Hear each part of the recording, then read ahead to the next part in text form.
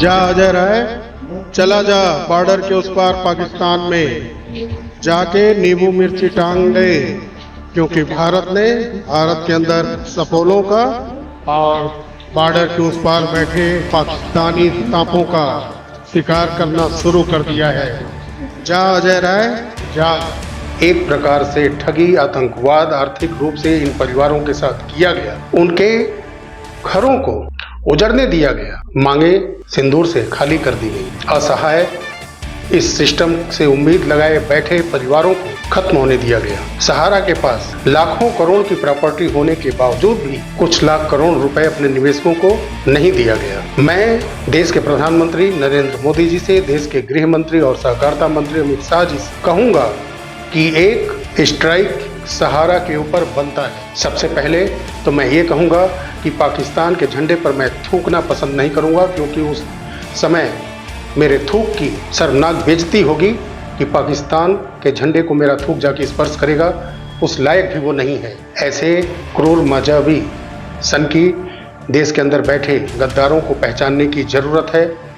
नहीं है सभी, लेकिन सभी सही हैं, ये भी नहीं सही। और आपके अंदर वो भावनाएं मैं भरना चाहता हूं कि आप भी निर्भीक होकर के आवाज उठाइए और सत्य असत्य के बीच का फर्क, हित अनहित करने वाले नेताओं के बीच का फर्क आप समझिए।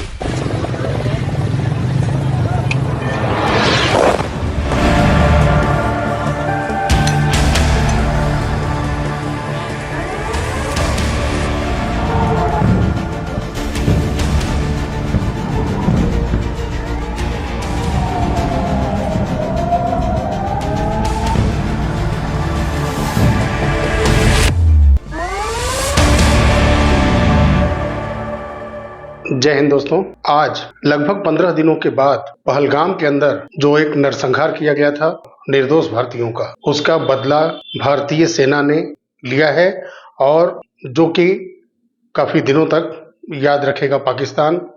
और ये बदला अभी पूरा नहीं हुआ है। ये बदला तब पूरा होगा जब आतंकवाद का नेस्तो नाबूद पाकिस्तान के सरजमी से खत्म कर दिया जाए। आज जो भारतीय सेना ने किया है उससे पूरा देश गौरवान्वित है, और मैं प्रशंसा करूंगा यहाँ पर भारत सरकार की, देश के प्रधानमंत्री की, जिन्होंने काफी समय पहले से भारतीय सेना के लिए अत्याधुनिक हथियार, फाइटर जेट, राफेल जैसे, जो कि भारतीय सेना के लिए ये बहुत ही ज्यादा किसी भी युद्ध में, चाहे वो आतंकियों के बेस कैंप हो या दुश्मन देश हो, उनसे लड़ने के लिए ये काफी सक्षम बनाता है। और दुश्मन के ठिकानों को नेस्तनाबूद ऐसे अत्याधुनिक हथियारों से किया जा सकता है, जिसका कि आज प्रत्यक्ष उदाहरण मिला है। लगभग 65 से 70 फाइटर जेट विमानों के द्वारा, राफेल के द्वारा जो मिसाइलें दागी गई हैं अचूक टारगेट करके, वो वाकई में भारतीय सेना के इस पराक्रम को पूरा देश गौरवान्वित करके महसूस कर रहा है। और आने वाले समय में अगर पाकिस्तान कोई भी ऐसा हरकत करता है तो उसका माकूल जवाब भारतीय सेना देने में सक्षम है, भारत की सरकार देने में सक्षम है। और भारत की सरकार सेना के लिए जितना कर रही है वो अतुलनीय है। मैं समझता हूं कि रक्षा का बजट और शिक्षा का बजट, इसको और बढ़ाए जाने की जरूरत है। और आने वाले बजट सत्र में मैं उम्मीद करता हूं कि सरकार जो वर्तमान के हालात है उसके लिए शिक्षा और सिक्योरिटी पर ज्यादा बजट को बढ़ाया जाए। पहलगाम के अंदर जो हुआ, 26 निर्दोष लोगों को मारा गया। एक मजहबी सनक ने न जाने किस जन्नत के पीछे वो भागते हैं कि उनकी ये सनक 26 लोगों की जान ले ली, और एक ऐसी बड़ी खाई पैदा कर दी भारत और पाकिस्तान के बीच में, जिसको भरना अब मुश्किल है। ऐसा मजहबी सनक की घोर निंदा की जानी चाहिए।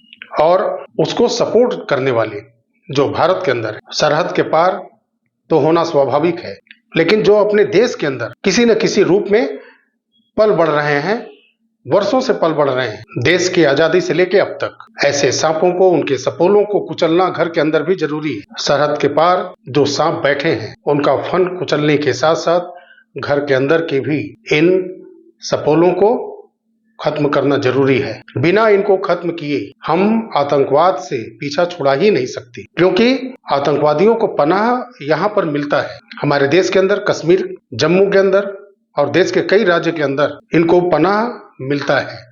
बिना पनाह मिले हमारे देश के अंदर कोई भी टेररिस्ट आकर के अटैक कर ही नहीं सकता। उन नमक हरामों को चिन्हित करना होगा और उनको पहले सजा देना, उन गद्दारों देशद्रोहियों को पहले सजा देना जरूरी है। जो ये ऑपरेशन सिंदूर, जो कि मोदी जी ने इसको इंटरनल नेम दिया था और इसको सेना ने सहर्ष स्वीकार किया था, और ये नाम देश के सामने है और गर्व है कि जो मांगे उजड़ी थी, जिनके सिंदूर उजड़े, इस मर्माहत कर देने वाली घटना को देखते हुए ही देश के प्रधानमंत्री ने इसको ऑपरेशन सिंदूर का नाम दिया और छीन लिए। बहुत सारी जिंदगी आतंकवादियों की छीन ली गई और उधर भी कई आतंकवादियों की बीवियों के मांग उजड़े। सरहद के उस पार भी जो 9 ठिकानों पर आतंकवादियों के बेस कैंप पर, मदरसों पर, मस्जिदों पर, जहां से भारत के अंदर आकर के यहाँ के गद्दारों के द्वारा पनाह देने के बाद निर्दोष आम सिविलियंस को टारगेट किया जा रहा था, उनको दर्दनाक तरीके से धर्म पूछ करके उनको मारा जा रहा था। ऐसे लोगों के घर भी आज मातम पसरा है। ऐसे मजहबी संकियों को इसी तरह से सबक सिखाना चाहिए देश की सरकार को। लेकिन मेरा एक सवाल यहाँ बनता है देश की सरकार से, देश के प्रधानमंत्री नरेंद्र मोदी जी से और गृह मंत्री के साथ साथ सहकारिता मंत्री अमित शाह जी से, कि पहले तो मैं पहलगाम की इस मर्माहत हृदय विदारक घटना को कम करके आंकना नहीं है, लेकिन आप पहलगाम की घटना से मर्माहत हुए, पूरा देश मर्माहत हुआ, आपका और पूरे देश का खून खौल उठा और आज सेना ने बदला लिया। देश की सरकार का अहम रोल है। जैसे देश की सरकार को वहां पर सिक्योरिटी के मसले पर बेनकाब किया गया कि ये सिक्योरिटी फेल्योर है, सिक्योरिटी इंटेलिजेंस समय क्या कर रही थी, तो जो आज हुआ है इसके लिए भी सरकार को बधाई देने का हक बनता है देश की जनता को भी।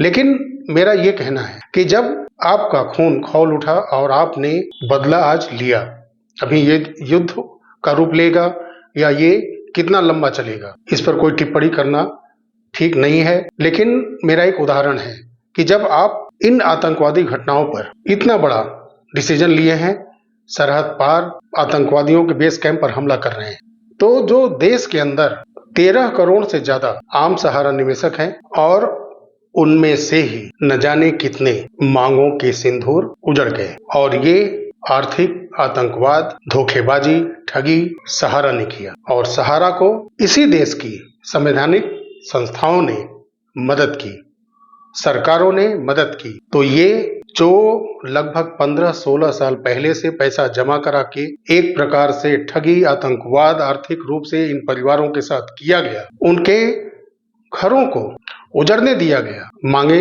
सिंदूर से खाली कर दी गई। असहाय इस सिस्टम से उम्मीद लगाए बैठे परिवारों को खत्म होने दिया गया। सहारा के पास लाखों करोड़ की प्रॉपर्टी होने के बावजूद भी कुछ लाख करोड़ रुपए अपने निवेशकों को नहीं दिया गया। मैं देश के प्रधानमंत्री नरेंद्र मोदी जी से, देश के गृह मंत्री और सहकारिता मंत्री अमित शाह जी से कहूंगा कि एक स्ट्राइक सहारा के ऊपर बनता है। देश की आधी आबादी जुड़ी है सहारा से, देश का सबसे बड़ा स्कैम है सहारा के जरिए। इस देश में बहुत ज्यादा ठगी हुई है भारत के अंदर, लेकिन ये देश की आधी आबादी को प्रभावित करता है।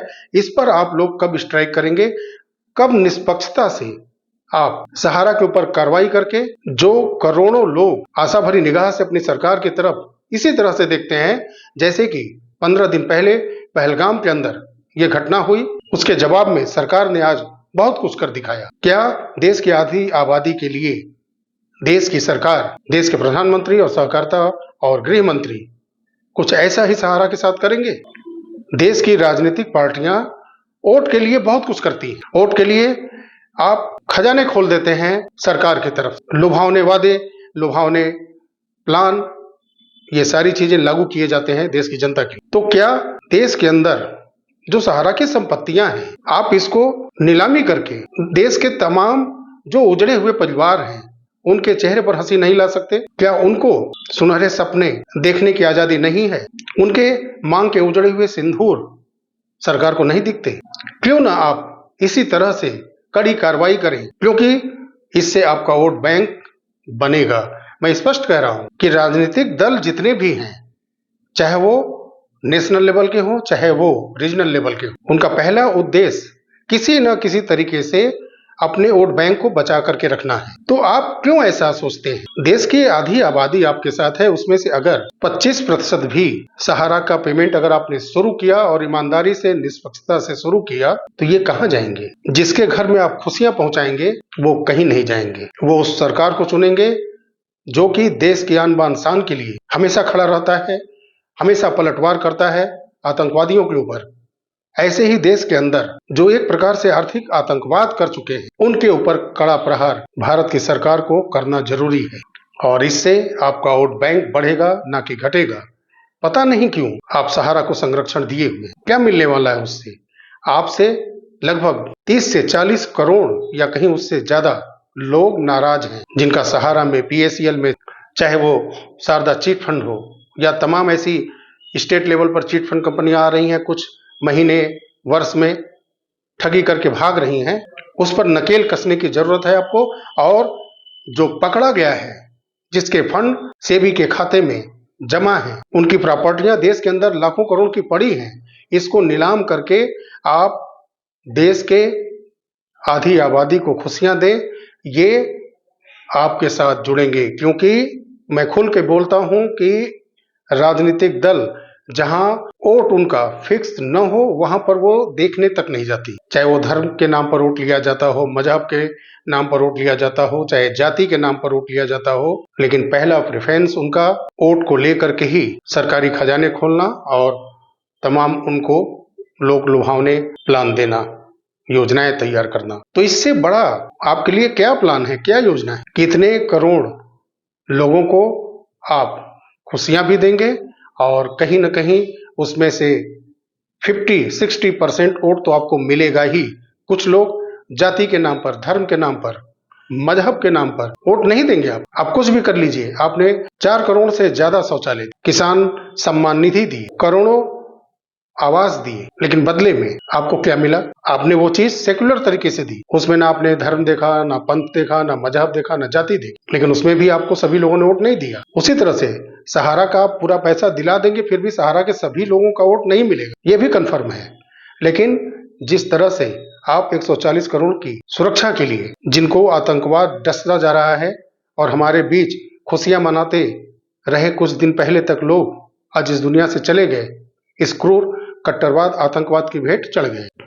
इससे निजात दिलाने के लिए आप कंटिन्यू प्रयास कर रहे हैं। फिर भी क्या जिनका वोटिंग का अधिकार है उन सभी लोगों का वोट आपको मिल जाएगा? नहीं। उसी तरह से आप देश का भला करें, देश की आधी आबादी को आप इन आर्थिक आतंकवादियों के चंगुल से बाहर निकालिए। देश के अंदर बैठे ऐसे गद्दारों से इन निवेशकों को बचाइए, और इसमें से बहुत ज्यादा लोग आपके साथ जुड़ेंगे।